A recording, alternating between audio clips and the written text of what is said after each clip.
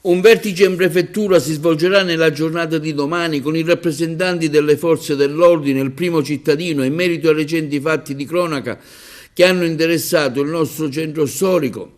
Ricordiamo che nel giro di pochi giorni si sono verificati 2 liti in pieno centro città.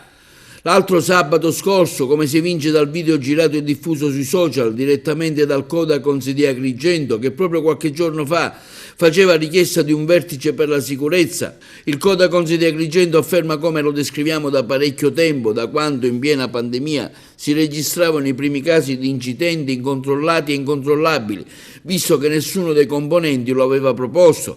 Gridiamo ancora più forte di riunire immediatamente il comitato provinciale al fine di attivare quelle iniziative di prevenzione e repressione.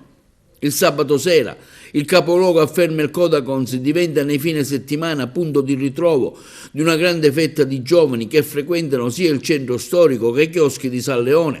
Al momento circa le risse del fine settimana non sono state formalizzate denunce e quindi la polizia non potrà procedere, anche se è riuscita a identificare e a denunciare quelli della maxi rissa e i componenti. Si dovrà quindi ripensare un piano di sicurezza basato sulla prevenzione e anche un maggiore controllo dei locali nel rispetto dell'ordinanza del Comune di Agrigento e del Sindaco, che prevede la chiusura dei locali fino alle ore 2 di notte. Sarà ovviamente un compito difficile per le forze dell'ordine, considerando che nel giro di 2 giorni si sono verificati episodi incresciosi e vergognosi.